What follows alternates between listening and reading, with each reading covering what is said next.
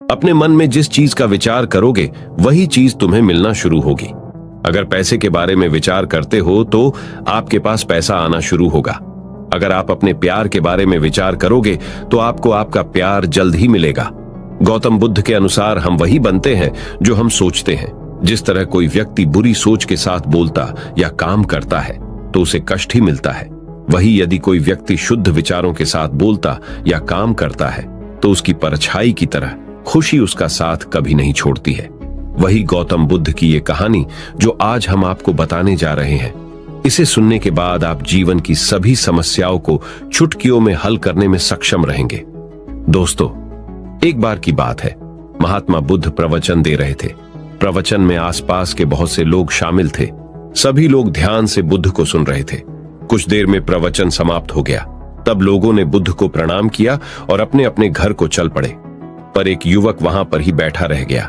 बुद्ध की नजर उस युवक पर पड़ी तो वे पूछ बैठे, क्या बात है वत्स, कोई जिज्ञासा है क्या? युवक बुद्ध के पास गया और प्रणाम करके बोला, प्रभु, बहुत उलझन में हूं।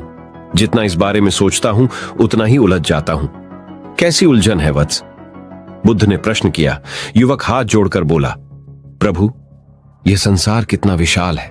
संसार में लाखों करोड़ों लोग निवास करते हैं।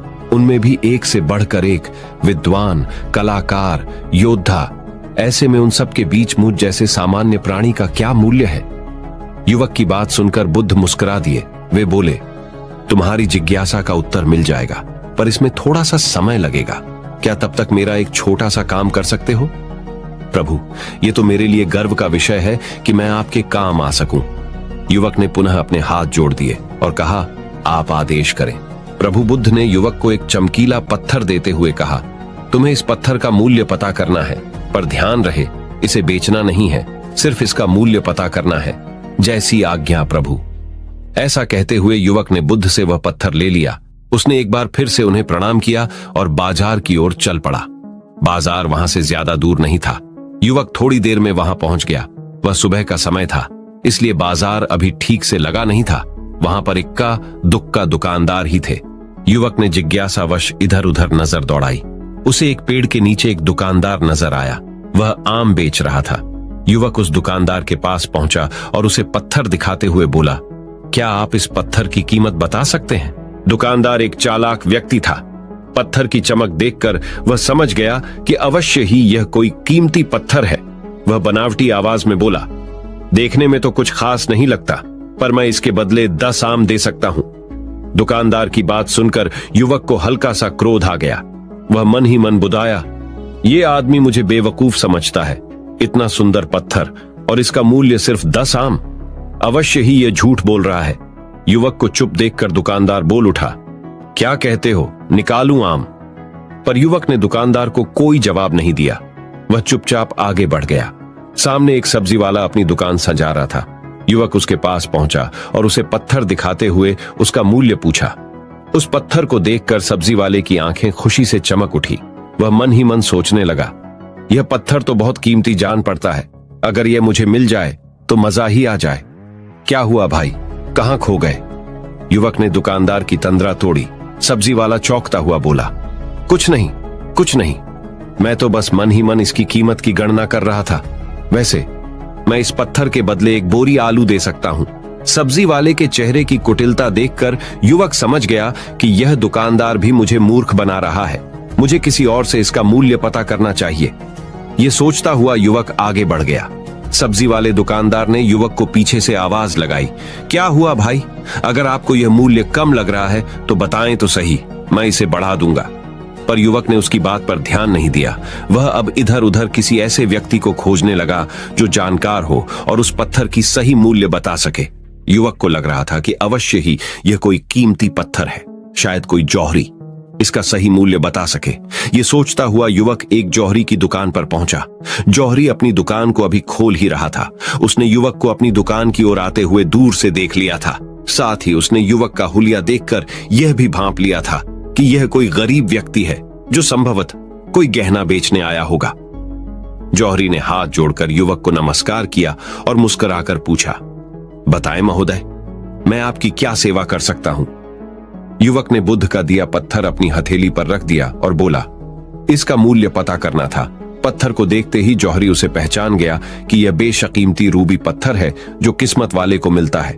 वह बोला, पत्थर मुझे दे दो और मुझसे 1 लाख रुपये ले लो। कहते हुए जौहरी ने पत्थर लेने के लिए अपना दाहिना हाथ बढ़ाया, पर तब तक युवक ने पत्थर को अपनी मुट्ठी में बंद कर लिया था।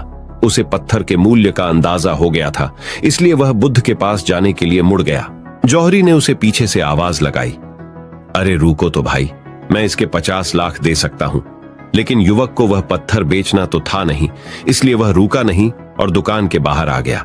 पर जौहरी भी कम चालाक नहीं था। वह उस अनमोल पत्थर को किसी भी कीमत पर अपने हाथ से जाने नहीं देना चाहता था। वह दौड़कर उसके आगे आ गया और हाथ जोड़कर बोला, तुम ये पत्थर मुझे दे दो, मैं इसके बदले 1 करोड़ देने को तैयार हूं।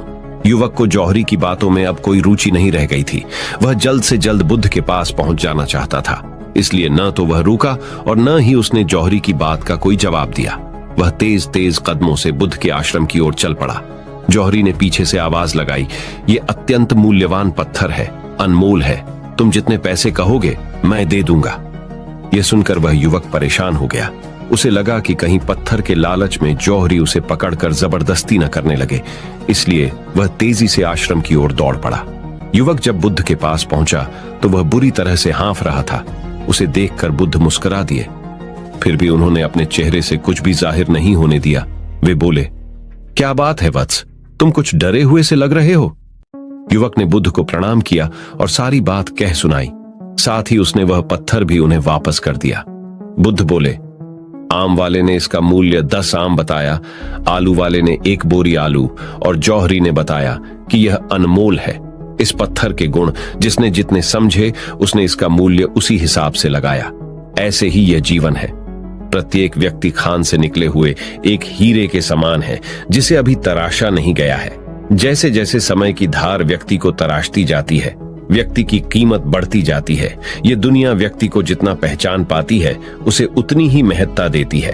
कहते हुए बुद्ध एक क्षण के लिए रुके, फिर बोले, किंतु आदमी और हीरे में अंतर यह है, हीरे को कोई दूसरा तराशता है और व्यक्ति को अपने आप को स्वयं ही तराशना पड़ता है। और जिस दिन तुम अपने आप को तराश लोगे, तुम्हें भी तुम्हारा मूल्य बताने वाला कोई न कोई जौहरी मिल ही जाएगा। गौतम बुद्ध उस लड़के को ये सिख देना चाहते थे कि जो इंसान अपने मन में खुद के बारे में विचार करता है वो व्यक्ति उसी के समान बनता जाता है। किसी इंसान को अगर दुनिया की किसी भी चीज से सच्चे मन से लगाव हो तो वो इंसान उस चीज को प्राप्त कर लेता है। वही जो इंसान अपनी मन छाई चीज को प्राप्त करने में असमर्थ है, उस इंसान ने अपने मन में सच्चे भाव से उस चीज को चाहा नहीं होता है। वही दोस्तों, गौतम बुद्ध की इस प्रेरणादायक कहानी को आप अपने मित्रों के साथ शेयर जरूर कीजिए ताकि उन्हें भी गौतम बुद्ध के असल ज्ञान के बारे में पता चल सके। दोस्तों, वीडियो अगर आपको पसंद आया हो तो इस चैनल को सब्सक्राइब जरूर कर दीजिए और कमेंट बॉक्स में नमो बुद्धाय लिखना ना भूले। नमो बुद्धाय।